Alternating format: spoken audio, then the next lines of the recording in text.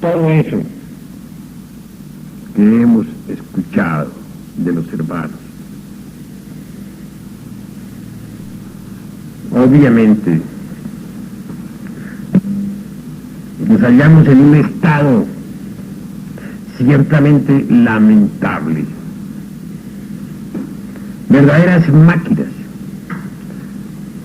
sometidas a leyes externas e internas, a fuerzas de acción y reacción, etc.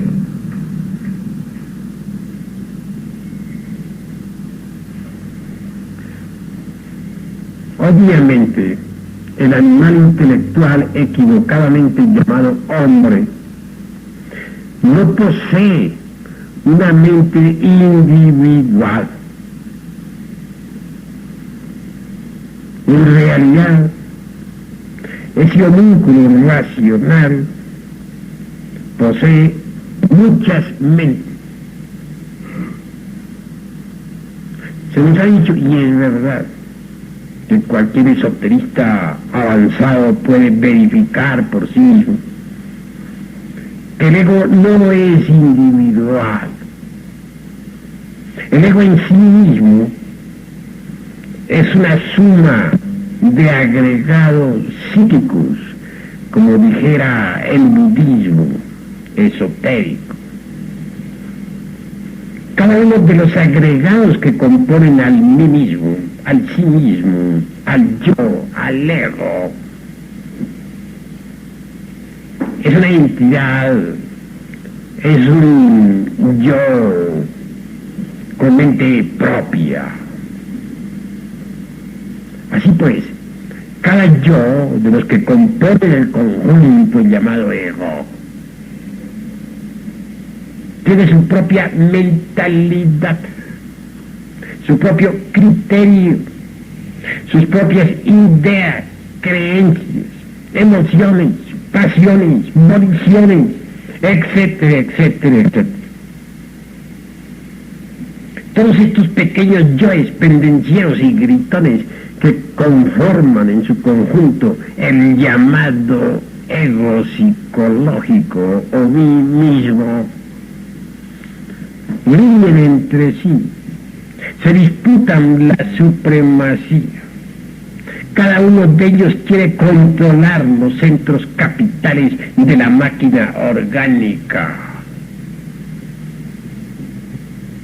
Cuando cualquiera de ellos logra por un momento dominar la situación y controlar el organismo humano en su totalidad, se siente el único, el amo, el señor. Y hasta se atreve a firmar algunos compromisos. Muchas veces jura amor eterno a una mujer, pero más tarde, cuando tal ego, cuando tal yo es desplazado por otro que nada tiene que ver con el juramento, el castillo de naipes se va al suelo y la mujer queda decepcionada. Otras veces, cualquiera de esos tantos yoes se entusiasma por la gnosis y jura lealtad ante Dara. Pero cuando es desplazado por otro que nada tiene que ver con el consabido juramento gnóstico, entonces el susodicho hermano se retira, dejando a la congregación pensativa, confundida. Estamos llenos de íntimas contradicciones psicológicas. Si nos pudiéramos ver ante un espejo de cuerpo entero, tal como somos, sentiríamos vergüenza de sí mismos. Sabemos que estamos llenos de contradicciones y no lo ignoramos. Pero siempre hacemos multitud de malabares o de equilibrios, buscando reajustes y con justificaciones le tapamos, como dicen, el ojo al macho. Nos autoengañamos a sí mismos. fondo, con el evidente propósito de huir de nosotros mismos, de no querer ver el crudo realismo de nuestras contradicciones. En ninguna forma nos gustaría saber que estamos medio locos.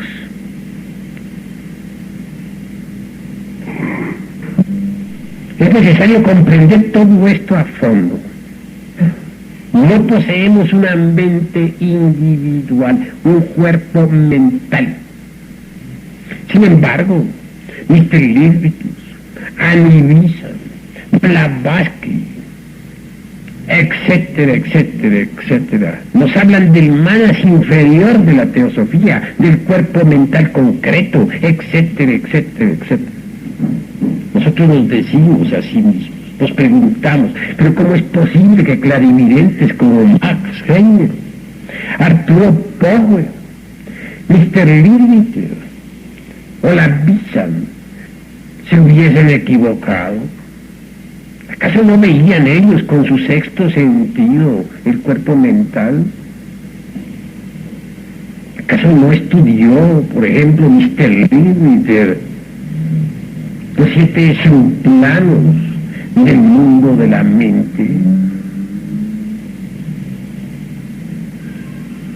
Entonces, ¿a qué este error, señores?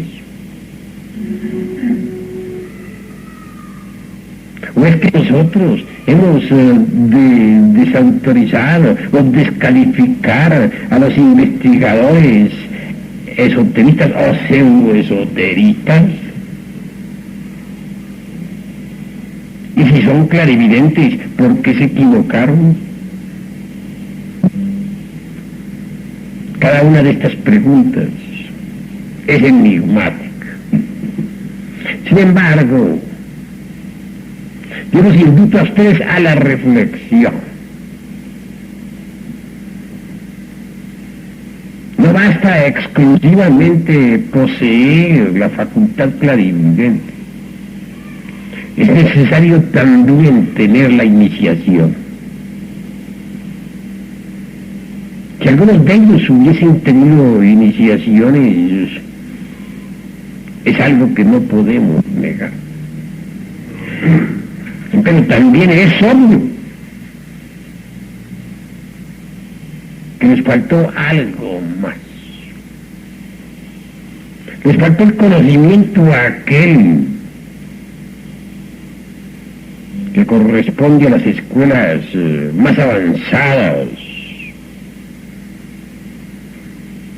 del Oriente y del Occidente del mundo. Si ellos hubiesen poseído ciertas claves de fondo, indubitablemente habrían podido evidenciar que eso que ellos veían como cuerpo mental, con un color amarillo, penetrando el sistema nervioso central, etcétera, etcétera, etcétera, no era una mente individual, sino un conjunto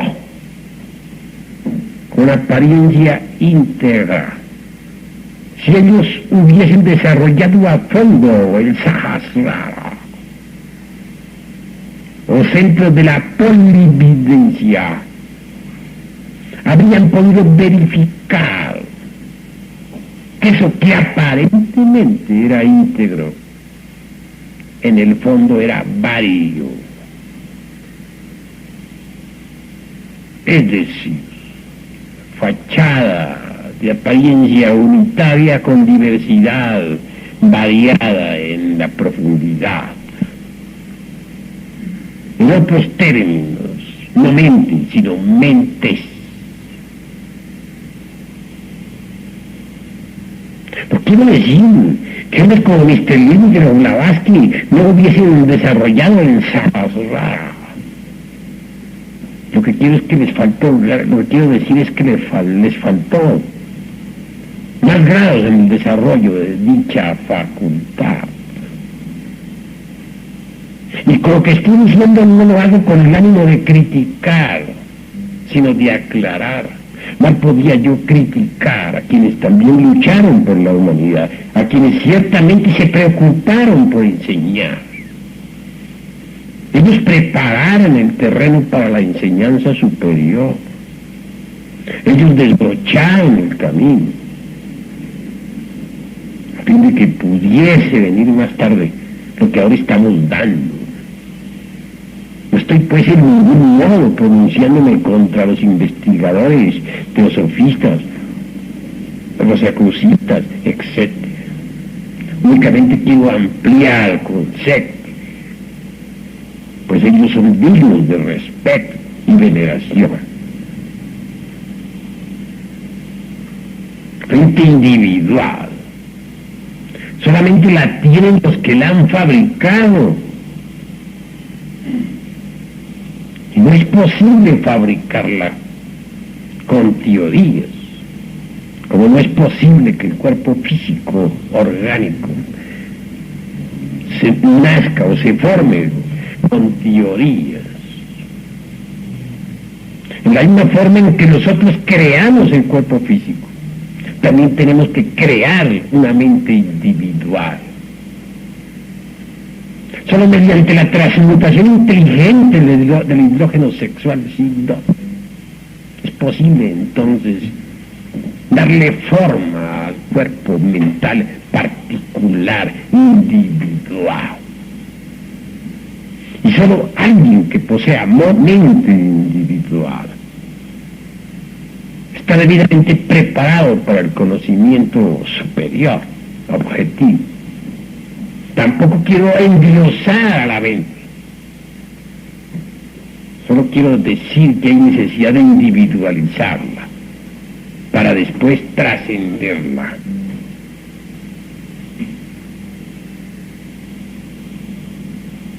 La palabra hombre viene de cierta frase que en inglés es man, hombre, manu, mente, en otros términos, alguien que tiene mente.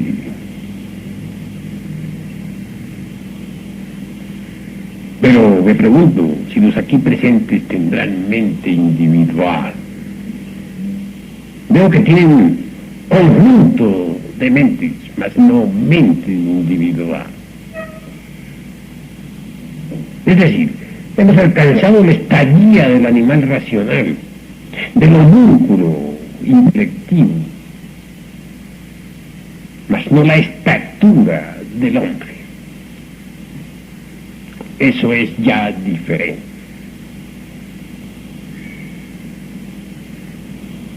Ahora, la mente no es la última palabra, pero sí es importante saber que nosotros estamos llenos de contradicciones, porque no poseemos mente individual. Que hay que trascenderla, es verdad. Que no puede llevarnos ella a la iluminación, es cierto. Pero es un instrumento de manifestación, de todas maneras, en el mundo de las formas. Lo real es lo que está más allá de la mente, eso es obvio. Pero ante todo hay que tenerla para luego trascenderla. No podemos subir al último escalón sin haber pisado las primeras gradas.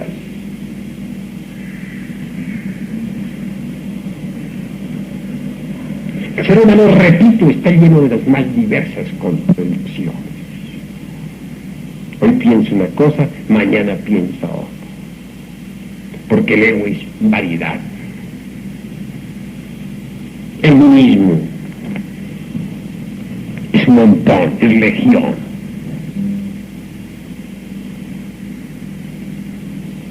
Hacer conciencia de nuestros propios errores resulta cardinal, indispensable. Si es que en verdad aspiramos a la autorrealización íntima del ser. Pero esto de hacer conciencia de nuestros propios errores no es tan fácil.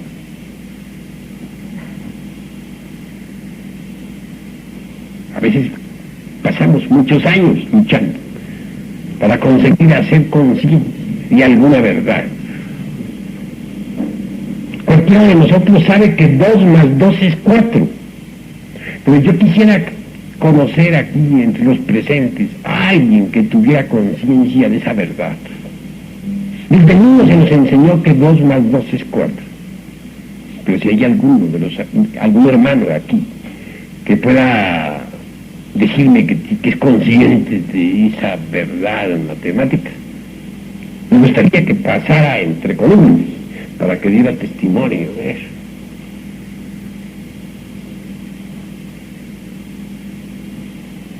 No hay ninguno que pueda dar tal testimonio,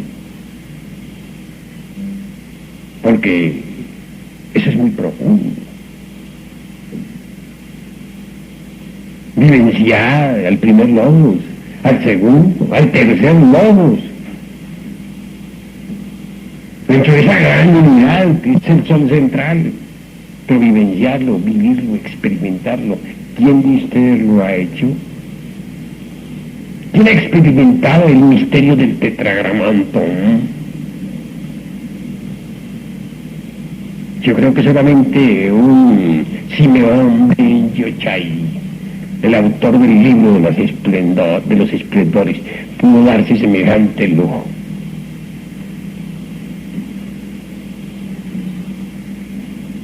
En todo caso, necesitamos hacernos conscientes de sí mismos, de nuestros propios defectos. Dani Kundalini Shakti puede eliminar, sí, tiene ese poder, pero es necesario hacernos conscientes de eso que queremos que ella elimine. Imaginad vosotros, por ejemplo, hermanos, que esta copa es un yo. Si dentro de este yo existe esencia, pues tendríamos que libertar esa esencia, sacarla de ahí, para que luego, ya vacía, la madre pueda tirarla al abismo. Porque si ella la tirara con la esencia adentro, pues tiraría también nuestra conciencia al abismo, y en vez de hacernos un bien, nos haría un mal.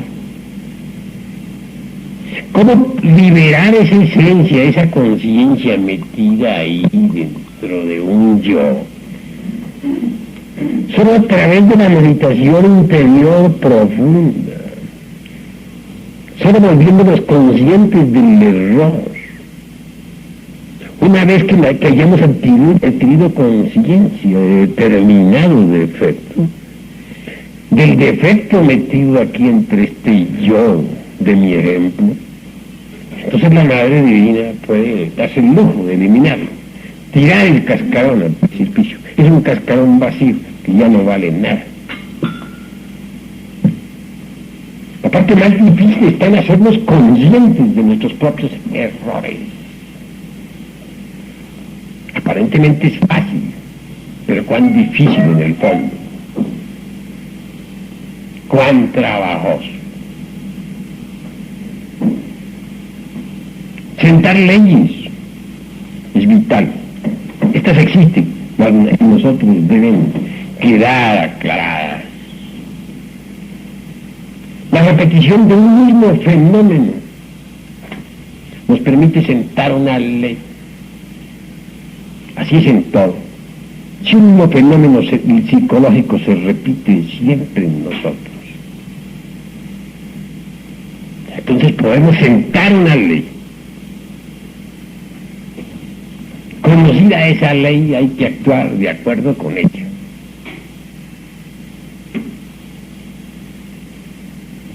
Es claro.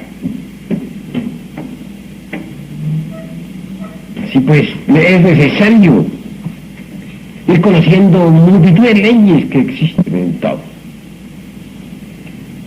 Conociéndolas, actuar de acuerdo.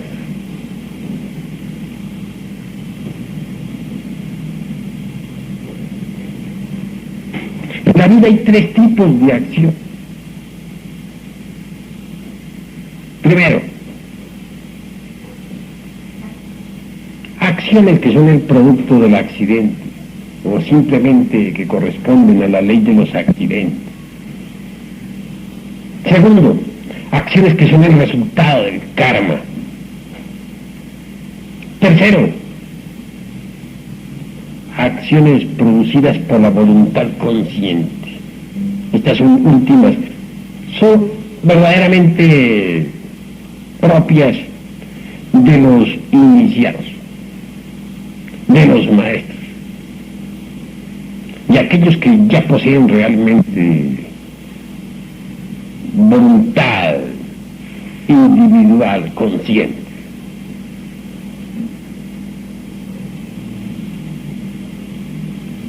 Incuestionablemente no podemos echarle de toda la culpa al karma. Como les digo, la ley de los accidentes existe. Si no somos prudentes, por ejemplo, puede suceder que un automóvil acabe con nosotros en la calle, y eso no es el resultado del karma. Si nos desmandamos en la comida, comemos más de lo indicado, obviamente podemos enfermar, y el karma no es culpable de eso. Si nos tomamos unas cuantas copas y nos emborrachamos, pues eso no es el karma el responsable. Somos nosotros mismos, que nos hemos dedicado a la bebida. Si herimos, puede herirnos. Si insultamos, pues nos insultan. Así pues, mis caros hermanos, distingues entre lo que es la ley de los accidentes y la ley del karma. Hay acciones del karma, indudablemente regulan nuestras vidas, pero no debemos protestar jamás contra el karma. Hay cosas que nosotros quisiéramos que fueran de determinada manera y no son como nosotros quisiéramos que fueran. Entonces protestamos contra el karma en lugar de agradecer el karma. Realmente el karma es una medicina, mis caros hermanos. Extraordinaria medicina. Una medicina con la que se nos quiere curar.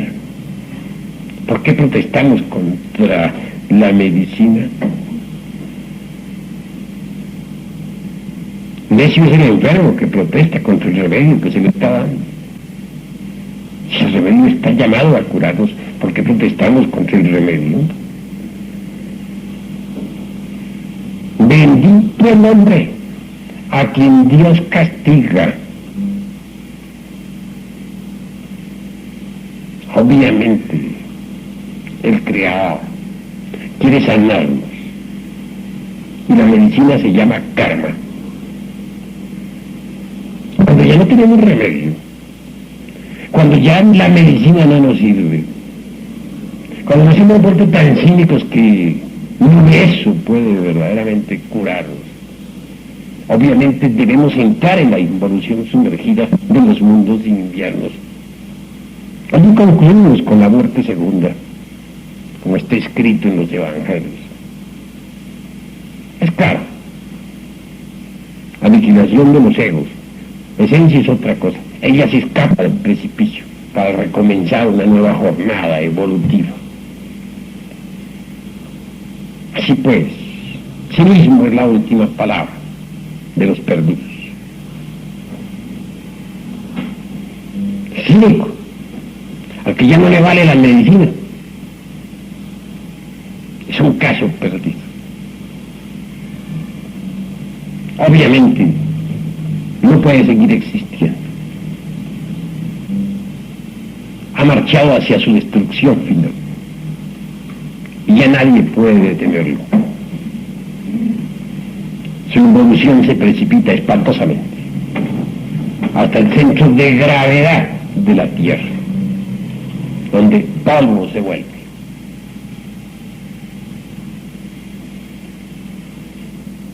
Pero mientras la medicina del karma pueda corregirnos, hay posibilidades. Lo que debemos es cooperar con lo inevitable. Eso es obvio. Pero siempre nosotros protestamos. No nos gusta cooperar. Que el karma es doloroso, sí es. Mas más es inútil protestar. Mejor es cooperar con ese dolor y sacar de él el mejor partido. En lo aparentemente difícil están las mejores oportunidades. Nosotros debemos sacar, dijéramos, ventaja de las más graves adversidades. Debemos aprender a extraer del karma lo mejor. Y en lugar de protestar por nuestras amarguras, hincarnos agradecidos ante el Padre, que con sus remedios dolorosos, aunque sea, pero nos está sanando, nos está curando, está tratando de eliminar nuestros errores, para bien nuestro, así es. Hay situaciones, dijéramos, tan difíciles, tan embarazosas, que no vemos un lugar de escape, de salida. Quisiéramos evadirnos para un mundo mejor. Quisiéramos cambiar de ambiente, situarnos en otra dimensión, ubicarnos en otro lugar y con otra gente.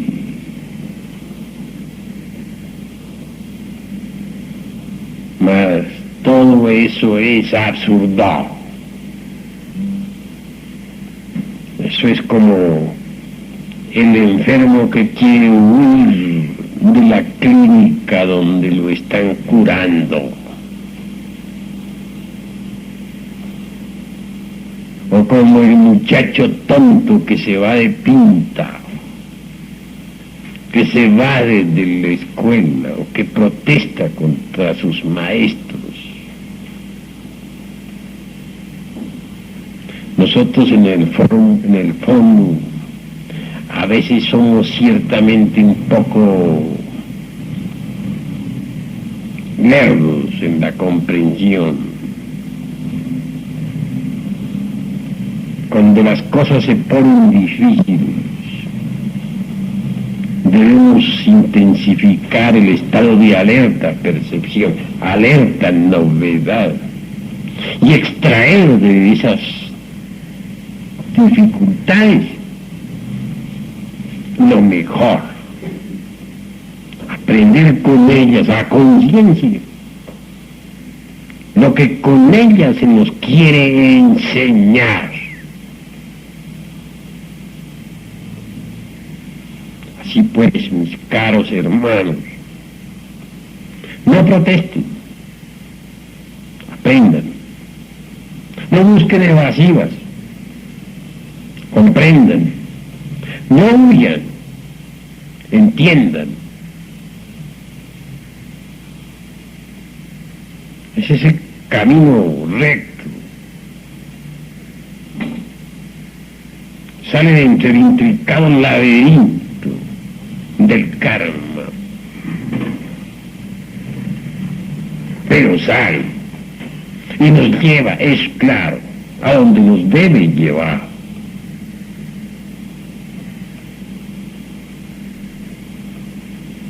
Nosotros estamos aquí por algo y para algo. Eso es obvio.